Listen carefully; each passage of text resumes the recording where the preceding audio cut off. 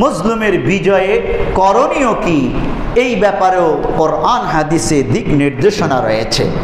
10টি বিষয় আমরা সামনে রাখবো যে আমরা কি করব আমাদের বিজয়ে। 1 নম্বর, এই আকীদা বিশ্বাস লালন করব যে এই বিজয় আল্লাহ তাআলার, যুদ্ধ সংগ্রাম আমাদের, বিজয় আল্লাহর, এই আকীদা লালন করতে হবে। আমি আমার বাহুবলে বিজয় অর্জন করেছি, এই রকম ঔদ্ধত্য প্রদর্শন করা যাবে না, এই আকীদা লালন করা যাবে না। আল্লাহ তাআলা যদি বিজয় না দেন, আমার পক্ষে বিজয় অর্জন করা কি সম্ভব?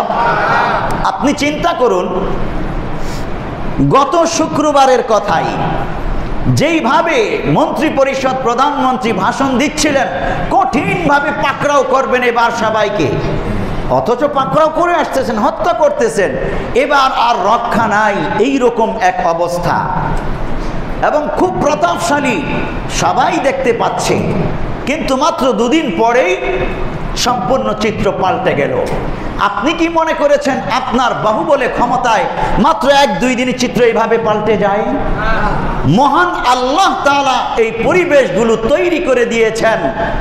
অন্যথায় কেন প্রধানমন্ত্রীর মুখে আন্দোলনকারী ছাত্রছাত্রীদেরকে রাজাকারের বাচ্চা নাতিপুতি বলাইবেন? আল্লাহ তাআলাই বলিয়েছেন। কেনই বা বিশ্ববিদ্যালয়ের উচ্চ শিক্ষিত বর্তমানের ছাত্রছাত্রীরা এই স্লোগান দিবে, তুমি কে আমি কে, রাজাকার রাজাকার? বাংলাদেশ কাঁপানো এই স্লোগান বাংলাদেশকে নাড়িয়ে দিয়েছে। এটা তো তাদের মুখে এই স্লোগান দেওয়ার কথা না। সবাই তো রাজাকারকে ঘৃণা করে, কিন্তু তারা কোন পরিপ্রেক্ষিতে বলল এটা তো জানে সবাই। আল্লাহই তৈরি করে দিয়েছেন। এরপরে শনিবারে আবার যখন শুক্রবারে মিছিল বেড়েছে, হত্যাকাণ্ড ঘটাইল, কিছু ক্ষিপ্ত হয়ে গেল। শনিবারে বিশাল আন্দোলন, আর রবিবার তো ভয়ঙ্কর অবস্থা, সোমবারে পতন, পালানো। আমি শুধু বলছিলাম এই মুহূর্তের মধ্যে যে চিত্রপথ উল্টে গেল, এটা মহান আল্লাহ তাআলা দিয়েছেন আমাদের জন্য। এই জন্য মহান আল্লাহ তাআলার বিজয়, এটাই বলতে হবে। আমাদের সংগ্রাম, মাজলুমের সংগ্রাম, যুদ্ধ, এতটুকুনি বলতে হবে। কোরআনে আল্লাহ তাআলা বলছেন, ইন্না ফাতাহনা লাকা ফাতহাম মুবিনা লিয়াগফিরা লাকাল্লাহু মা তাকদ্দামা মিন যামবিকা ওয়া মা তাআখার ওয়া ইউতিম্মা নি'মাতাহু আলাইকা ওয়া ইয়াহদিয়াকা সিরাতাম মুস্তাকিমা। স্পষ্ট বলছেন আল্লাহ, ইন্না ফাতাহনা লাকা ফাতহাম মুবিনা, আমি তোমাকে বিজয় দিয়েছি, সুস্পষ্ট বিজয়। তাহলে বিজয় কে দেন? আল্লাহ দেন। আমরা হলাম অর্জনকারী, আমরা হলাম যুদ্ধকারী, সংগ্রামকারী। 2 নম্বর, বিজয় অর্জনের পর শুকরিয়াতান সালাত আদায় করতে হবে। হযরত উম্মে হানি রাদিয়াল্লাহু তাআলা আনহু থেকে বর্ণিত, আন্নান নবী সাল্লাল্লাহু আলাইহি ওয়াসাল্লাম দাখালা বাইতাহা ইয়াওমা ফাতহি মক্কা ফাসাল্লা 8 রাকাত। হযরত উম্মে হানি রাদিয়াল্লাহু তাআলা আনহা বলছেন, আল্লাহর নবী তার ঘরেই ছিলেন, অবস্থান করতেছিলেন। 8ম হিজরিতে মক্কা বিজয় করেন। কাফের বেঈমানরা রাসূলকে মক্কা থেকে তাড়িয়ে দিয়েছিল। 8 বছর পর আল্লাহর নবী 8ম হিজরিতে মক্কা বিজয় করেন, প্রবেশ করেন মক্কায়। মক্কা বিজয় করার পর তিনি কি করেছেন? হযরত উম্মে হানি বলছেন, তিনি 8 রাকাত পেয়ারা নবী সাল্লাল্লাহু আলাইহি ওয়াসাল্লাম শুকরিয়া আদায়ের জন্য 8 রাকাত নামাজ পড়েছেন। সুবহানাল্লাহ বলি। হাদিসটি রয়েছে সহিহ মুসলিম 336 নম্বর হাদিস। জিজ্ঞাসা আমাদের বর্তমান বিজয়ীদের, আমরা কয় রাকাত নামাজ পড়েছি? আজ আমরা যারা বিজয় অর্জন করেছি, সেই দিন, সেই সোমবারে আমরা কয় রাকাত নামাজ পড়েছি? অথচ এটা একজন মজলুমের দায়িত্ব, কর্তব্য। বিজয়ের পর রাসূল দেখিয়ে গেছেন যে তোমরা শুকরানা নামাজ আদায় করো।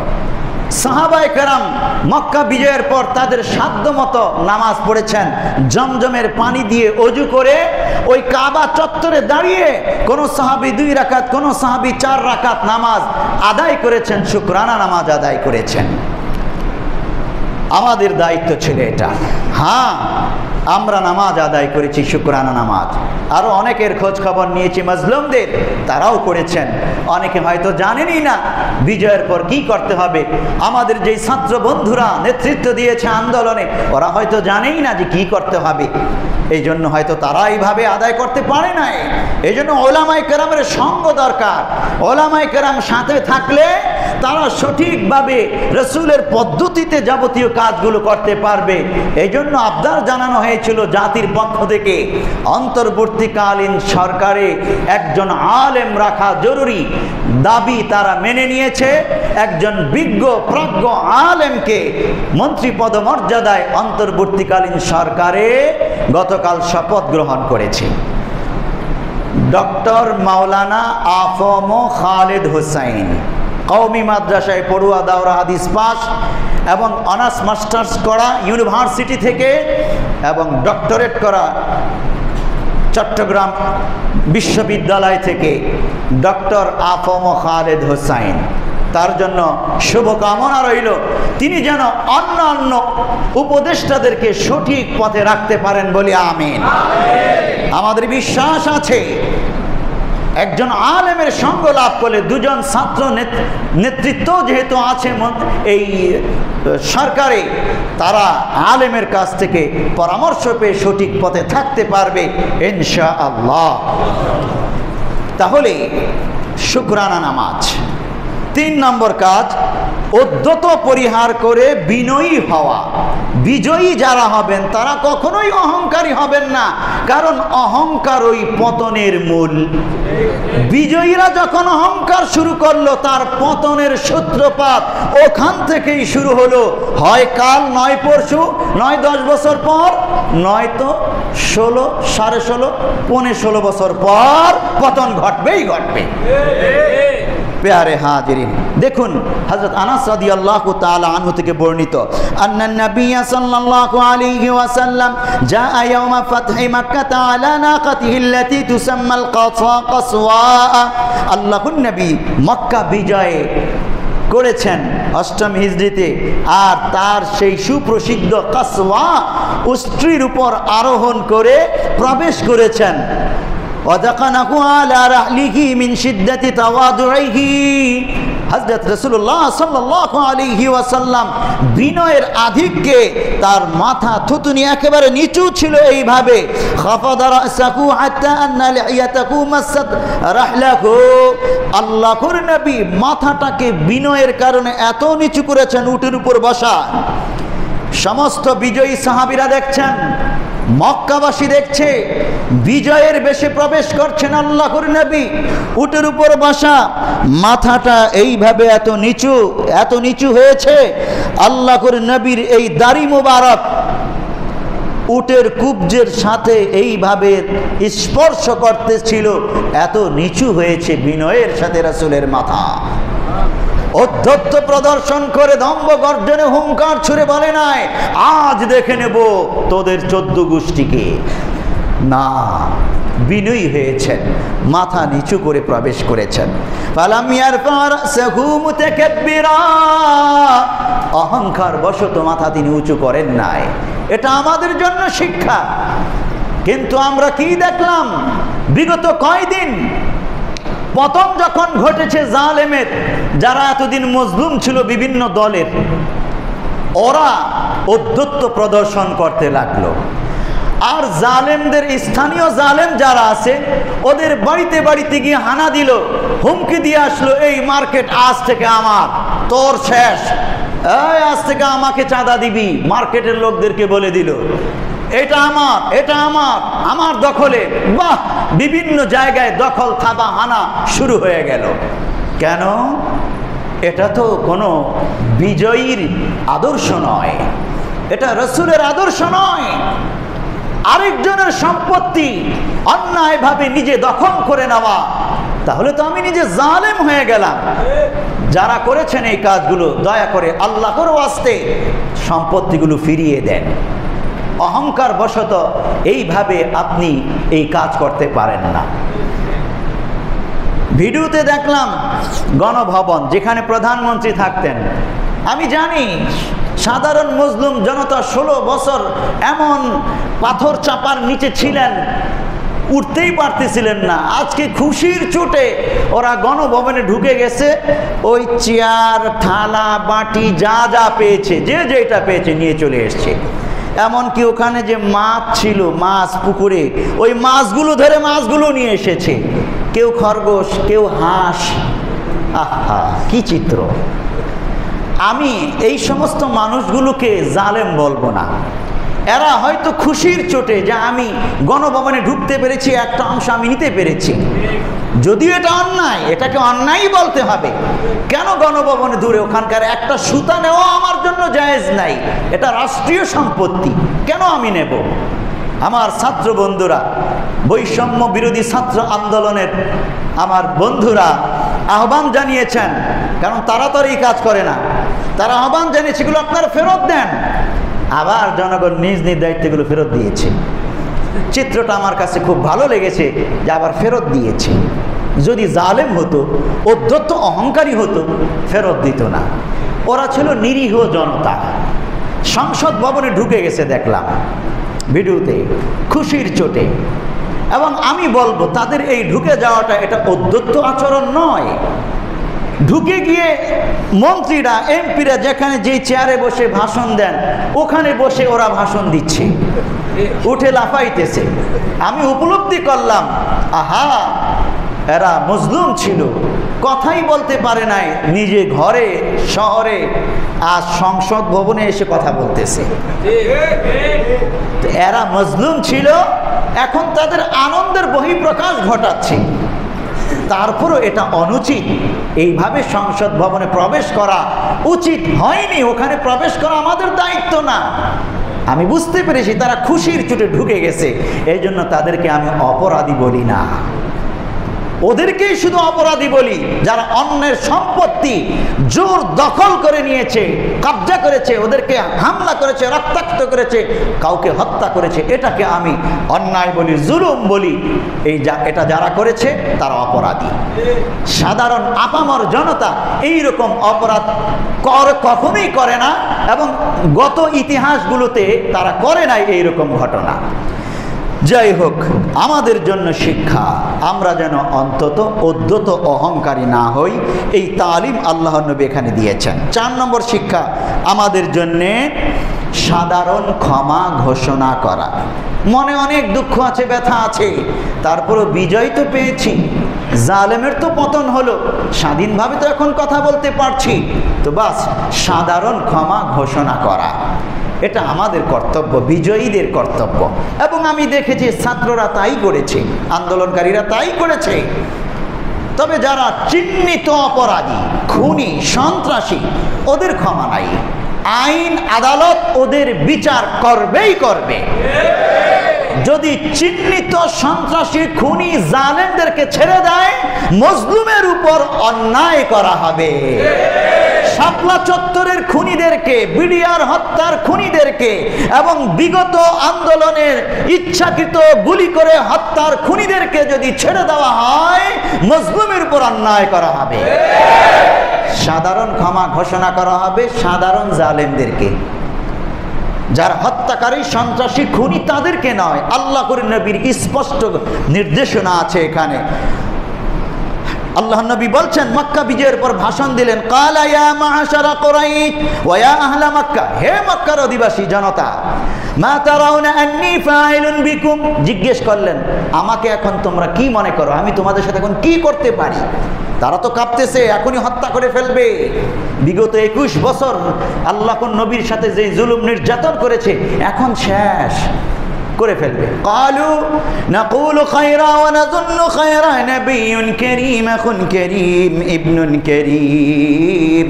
এবার তারা আল্লাহর নবীর প্রশংসা করছে, বলতেছে আমরা আপনাকে আপনার ব্যাপারে উত্তম ধারণা পোষণ করি, আপনি উত্তম কিছুই করবেন, আপনি উত্তম নবী, আখুন কারীম উত্তম ভাই, ইবনুন কারীম উত্তম সন্তান, আপনার কাছে উত্তম কিছু আমরা চাই, কল্যাণকর কিছু চাই। এখন বলতে অতীতে জুলুম করেছে। فقال النبي صلى الله عليه وسلم فإني أقول كما قال أخي يوسف لا تثريب عليكم اليوم يغفر الله لكم وهو أرحم الراحمين। আল্লাহর নবী তখন বললেন যে আজ আমি সেই কথাই বলবো আমার নবী ইউসুফ আলাইহিস সালাম তার ভাইদেরকে যেই কথা বলেছিলেন। ইউসুফ আলাইহিস সালামের ভাইরা কি করেছিল? ইউসুফকে হত্যা করার জন্য কূপে ফেলে দিয়েছিল, যদিও হত্যা করতে পারে নাই। আল্লাহর নবী বলছেন আমার ভাই ইউসুফের মতোই আমি আজ বলছি লা তাসরিবা আলাইকুমুল ইয়াওম, আজ তোমাদের উপর আমার কোনো অভিযোগ নাই। ইয়াগফিরুল্লাহু লাকুম, তোমাদেরকে আল্লাহ ক্ষমা করে দিক। ওয়া হুয়া আরহামুর রাহিমিন, তিনি তো দয়াশীলদের দয়াবান, দয়াশীলদের উপর অনেক দয়াশীল তিনি তোমাদেরকে ক্ষমা করে দিক। যাও তোমরা মুক্ত, আজান শাহিদ, তোমাদেরকে ক্ষমা করা হলো। সাধারণ ক্ষমা ঘোষণা করেছেন। মক্কার জনতা খুশিতে উদ্দোলিত হয়ে আল্লাহর নবীর হাতে দলে দলে ইসলাম ধর্ম গ্রহণ করতে শুরু করে দেয়। আপনি ক্ষমা করে দেন, ওই পরিবারগুলো জালেমের দল ছেড়ে মজলুমের দলে আসবে, ভালো কাজ করবে, দেশ গঠনে ভূমিকা রাখতে পারবে। আর যদি তাদেরকে হামলা করতেই থাকেন, ওরা দেশ গঠন করবে তো দূরের কথা, ওরা রাতের বেলা ডাকাতি করার চিন্তা করবে দলবদ্ধ সংঘবদ্ধভাবে, সুযোগ নিয়ে, যেগুলো হইতেছে আর কি। যাই হোক, আমরা এখান থেকে শিক্ষা নেব, আমাদের দ্বারা অন্তত যেন জুলুম নির্যাতন না হয়। 5 নম্বর কাজ, সংখ্যালঘুদেরকে জুলুম করা যাবে না, তাদের নিরাপত্তা নিশ্চিত করতে হবে। তবে হ্যাঁ, বাংলাদেশের ইতিহাস আমি দেখেছি, জালেমের পতন ঘটলো, বাংলাদেশে সংখ্যালঘুদের উপর হামলা করা হয়নি, তাদের মন্দির পাহারা দিতে দেখেছি মাদ্রাসার ছাত্রদেরকে। কিন্তু ভারতের মিডিয়া কি করছে জানেন? আমি একটা মিডিয়াতে দেখলাম, কি সর্বনাশ, উল্টা খবর। মন্দির পাহারা দিচ্ছে মাদ্রাসার ছাত্ররা, দাড়ি টুপিওয়ালারা, সাধারণ স্কুল কলেজ ইউনিভার্সিটির ছাত্ররা। এই ছবি এটা ওদের মিডিয়াতে প্রকাশ করে বলতেছে এই যে বাংলাদেশে হিন্দুদের মন্দিরে জঙ্গি হামলা হয়েছে। নাউজুবিল্লাহ, কি ভয়ঙ্কর কথা। চাক্ষুষ ভিডিও আছে, তারপরেও এই দাদা বাবুরা ওদের মিডিয়াগুলো উল্টা সংবাদ প্রচার করতেছে। তবে ভাগ্য ভালো, সত্যানুসন্ধানী হিন্দু সাংবাদিকও তো আছে, ওরা আবার উল্টা সংবাদ প্রচার করে ওদের পরিকল্পনা সাৎ করে দিয়েছে। এভাবেই হচ্ছে। তাহলে আল্লাহর নবী বলছেন হাদিসে, আলা মান যালামা মুআকিদান আও ইনতাকাসাহু আও কাল্লাফাহু ফাওকা তাকাতিহি আও আখাযা মিনহু শাইআন বিগাইরি তিবি নাফসিন ফাআনা হাজিজুহু ইয়াওমাল কিয়ামাহ। প্যারা নবী বলছেন, সাবধান, মুসলিম রাষ্ট্রে বসবাসকারী অমুসলিমদেরকে তোমরা জুলুম করবে না, অন্যায়ভাবে কিছু চাপিয়ে দেবে না, তাদের সম্পত্তি তোমরা অন্যায়ভাবে গ্রাস করবে না। আনা হাজিজুহু ইয়াউমাল কিয়ামা, অন্যথায় এই আমি নবী মুহাম্মদ তার পক্ষ হয়ে তোমার বিরুদ্ধে আল্লাহর আদালতে সাক্ষী দেব, বিচার দায়ের করব। আল্লাহর নবী অমুসলিমদের পক্ষে, মুসলিম জালেমদের বিপক্ষে আল্লাহর আদালতে বিচার দায়ের করবেন। নবী যদি বিচার দায়ের করে, আপনার বাঁচার সুযোগ আছে কোনো? আমি সমগ্র হিন্দু ভাইদেরকে, অমুসলিম ভাইদেরকে এবং পার্শ্ববর্তী ভারত মিডিয়া, হিন্দু মিডিয়াগুলোকে বলতে চাই, মুসলমানদের নবী কি বলেছে তোমাদেরকে রক্ষার ব্যাপারে ভালো করে শুনে নাও। এভাবেই মুসলমান সম্মান করে নিরাপত্তার ব্যাপারটিকে। 6 নম্বর, সম্পদ রক্ষা করব জনগণের, রাষ্ট্রের সম্পদ রক্ষা করব, রাষ্ট্রের জনগণের সম্পত্তি আমরা কখনোই নষ্ট করব না। ওয়ালা তাকুলু আমওয়ালাকুম বাইনাকুম বিল বাতিল, স্পষ্ট ঘোষণা আল্লাহর, অন্যায়ভাবে তোমরা একে অপরের সম্পত্তি, রাষ্ট্রের সম্পত্তি গ্রাস করে নিও না, ধ্বংস করে দিও না, নষ্ট করো না। আগুন জ্বালানো, পোড়ানো, সম্পত্তি নষ্ট করা, যেগুলো ঘটে গেছে অনেক কিছু, সাবধান, আজ থেকে টোটালি স্টপ, সব কিছু বন্ধ। 7 নম্বর, অন্যায়ের পথ পরিহার করে আল্লাহর বিধান বাস্তবায়ন করা। একজন বিজয়ী হিসেবে এখন থেকে আমার দায়িত্ব, দেশ গঠনে আমার দায়িত্ব, আমি ন্যায় ইনসাফ প্রতিষ্ঠা করব, অন্যায়ের মূলোৎপাটন করব, আমার দ্বারা কোনো অন্যায় হবে না, সালাত কায়েম করব, যাকাত প্রতিষ্ঠা করব, অর্থনৈতিক ইবাদত, আমর বিল মারুফ নাহি আনিল মুনকার করব। আল্লাহ তাআলা সূরা হজ আয়াত নম্বর 41 এই কথাই বলছেন, আল্লাযীনা ইম্মাক্কান্নাকুম ফিল আরদি আকামুস সালাতা ওয়া আতাবুজ যাকাতা ওয়া আমারু বিল মারুফ ওয়া নাহাউ আনিল মুনকার ওয়ালিল্লাহি আকিবাতুল উমুর। এই কথাগুলো আল্লাহ তাআলা এখানে বলেছেন। 8 নম্বর দায়িত্ব বিজয়ীদের ইস্তেগফার পড়া, নিজের অন্যায় অপরাধ ক্ষমা প্রার্থনা করা, তাহলে আল্লাহ তাআলা বিজয় দেবেন। আল্লাহ তাআলা কোরআনুল কারীমে বলছেন, ইস্তাগফিরু রাব্বাকুম ইন্নাহু কানা গাফফারা। আমরা বিজয়ীরা যদি ইস্তেগফার করতে পারি, আমাদের গুনাহের তওবা করি, সব সময় ইস্তেগফার করি, তাহলে আমার দ্বারা গুনাহ হওয়া সম্ভব না, অন্যায় হওয়া সম্ভব না। তখন কি হবে? 9টা জিনিস, 9টা পুরস্কার আমি পাবো। 1 নম্বর, ইন্নাহু কানা গাফফারা, আল্লাহর ক্ষমা পাবো। ইউরসিলিস সামা আলাইকুম মিদরারা, 2 নম্বর, আসমান থেকে রহমতের বৃষ্টি পাবো আমি।